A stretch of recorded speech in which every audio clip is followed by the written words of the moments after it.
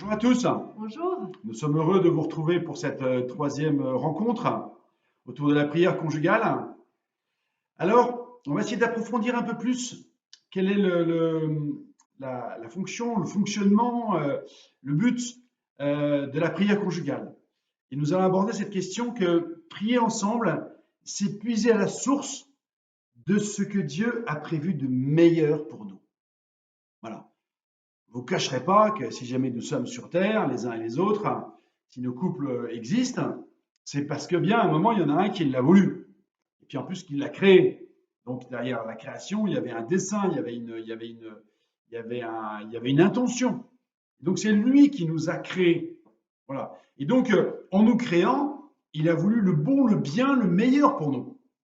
Et donc, il est important, prier, c'est aller donc se ressourcer en Dieu, se ressourcer auprès de notre Créateur.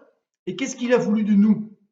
Il a voulu de nous, en fait, un homme et une femme qui s'aiment, qui se rencontrent et qui sont, dit la Genèse, à l'image de Dieu. À l'image de Dieu, pour ceux qui ont un peu de catéchisme, ben c'est le Père, le Fils et le Saint-Esprit, c'est la Trinité.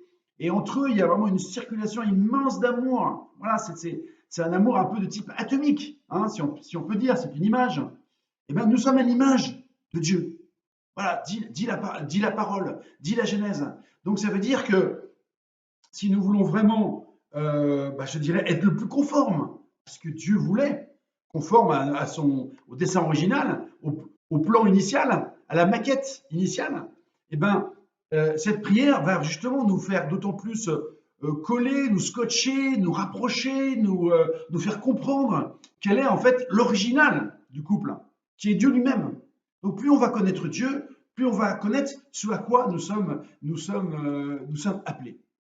Et puis il y a un autre point aussi qui est très important, qui est évoqué également dans un évangile, l'évangile de Matthieu au chapitre 19, devant un peu l'étonnement des apôtres qui disent mais oh là là, mais vivre vraiment cette communion conjugale comme c'est prévu à la Genèse, mais c'est pas possible. Et Jésus leur dit mais oui, c'est vrai que c'est pas possible, sauf ceux à qui c'est donné.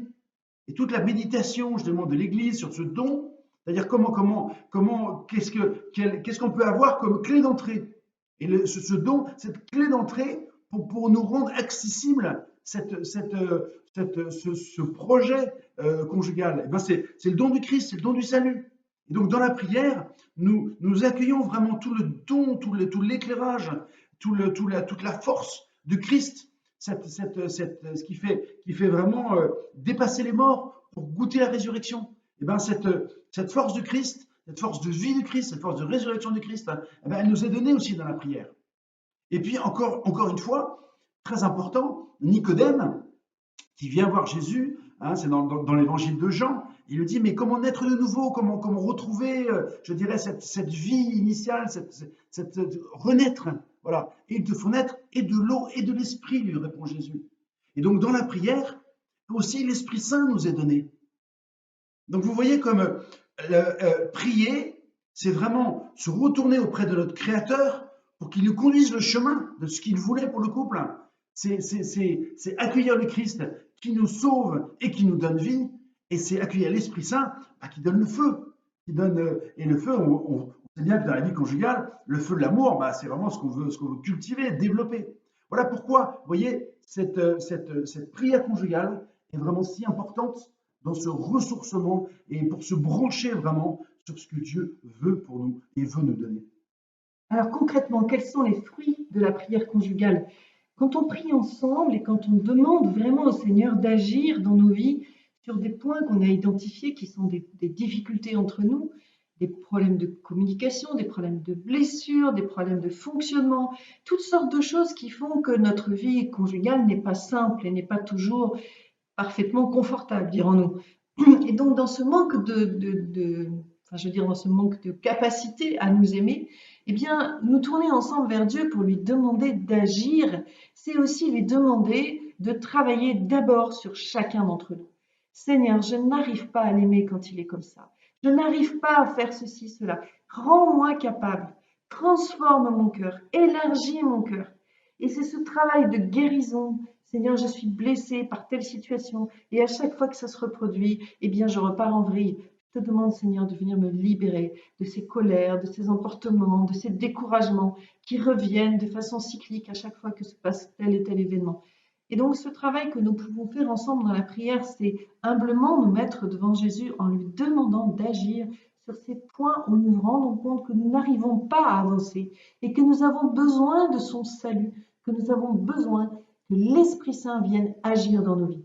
Ainsi, le Seigneur nous donne progressivement, comme dans la parabole, élargit l'espace de ta tente. On pourrait dire notre cœur s'élargit au fur et à mesure où on prie.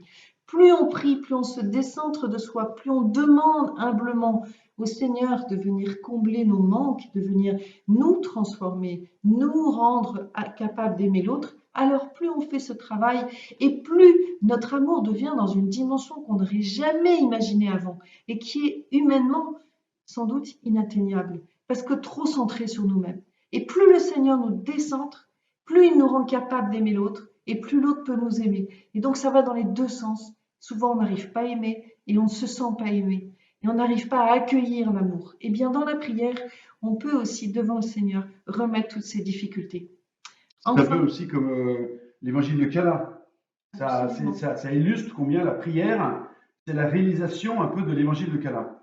Quelle est-elle, mon amour? L'évangile de Cana, rapidement, c'est la noce où Jésus est invité et où il n'y a plus de vin au bout de quelques heures de repas. Et donc, effectivement, il n'y a plus de vin, ça veut dire dans la Bible, il n'y a plus d'amour, il n'y a plus de joie d'être ensemble. Comme ça se produit souvent dans la vie de couple où il y a un moment, on n'a plus de joie à être ensemble. Et bien là, en remplissant d'eau des grandes jarres, les serviteurs ont obéi à la parole de Dieu et Jésus est venu transformer cette eau dans un vin encore meilleur qu'au début des noces. Et donc nous savons que tous les deux, quand nous sommes capables de nous mettre devant le Seigneur, de remplir nos jarres d'eau, en disant « Regarde Seigneur, il n'y a plus que de l'eau, fais quelque chose ». Et viens nous redonner cet amour d'origine. C'est encore plus grand. Le Seigneur nous dit que le vin sera meilleur. Autrement dit, dans la vie de couple, quand le Seigneur transforme notre amour, il est toujours meilleur demain. Il sera encore meilleur après-demain. Et donc nous savons que notre amour est en crescendo. Et ça, c'est une vraiment très très bonne nouvelle. Voilà, écoutez, on était très heureux de passer ce moment avec vous. On va vous inviter à prendre un temps de prière avant de vous poser cette petite question pour nourrir et guider peut-être, si vous le voulez, votre partage de couple. Au nom du Père et du Fils et du Saint-Esprit. Amen. Oui, Seigneur Jésus, nous voulons te prier, nous voulons invoquer ton Esprit Saint en ton nom, Seigneur Jésus, pour que Marie et femme, nous puissions vraiment savoir, goûter, de revenir à la source qui est ta présence en nos vies, la présence du Père, la présence du Fils qui est Sauveur, la présence du Père qui est Créateur, et la présence de l'Esprit qui est feu, qui est amour.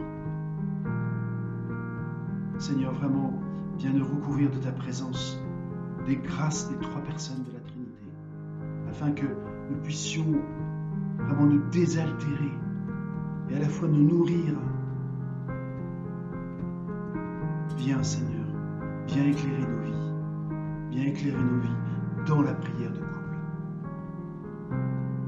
Seigneur, tu sais aussi que ces moments de prière sont des moments où tu peux nous écouter et tu souhaites nous écouter, tu souhaites que nous puissions te demander ce que nous voulons que tu fasses pour notre couple. Et si notre couple souffre, si notre couple est fragile, si notre couple a besoin de grandir, de progresser, eh bien, humblement dans la prière, Seigneur, ensemble, nous pouvons te demander et nous te demandons. Viens agir dans l'amour de chacun de nos couples. Viens agir dans nos personnes pour faire ton œuvre de guérir, de renouveler, de redonner le feu. Et toi, Marie, nous confions chacun de nos couples à ta prière, à celle de ton Fils, toi l'épouse de l'Esprit Saint. Et aussi invoquer cet Esprit Saint pour nous. Réjouis-toi, Marie, comblée de grâce, le Seigneur est avec toi. Tu es bénie entre toutes les femmes, et Jésus, le fruit de ton sein, est béni. Sainte Marie, Mère de Dieu, priez pour nous pauvres pécheurs, maintenant et à l'heure de notre mort. Amen. Au nom du Père, et du Fils et du Saint-Esprit. Amen. Et maintenant, la petite question, Alex. la petite question. Alors, on a abordé différents fruits, on a abordé la question de puiser à la source. Bah, je crois que c'est bien de pouvoir partager ensemble ce qu'on vous propose. Voilà, quels sont les fruits de cette prière conjugale auxquels on aspire le plus? Voilà. Et quelles sont peut-être les difficultés pour aller vraiment puiser à cette source? Voilà, que chacun puisse prendre un temps peut-être personnel pour réfléchir à cela et puis après on partage l'autre. Le fruit de notre réflexion et aussi de notre prière, peut-être personnelle. Voilà. Soyez bénis Soyez bénis. et à la prochaine fois.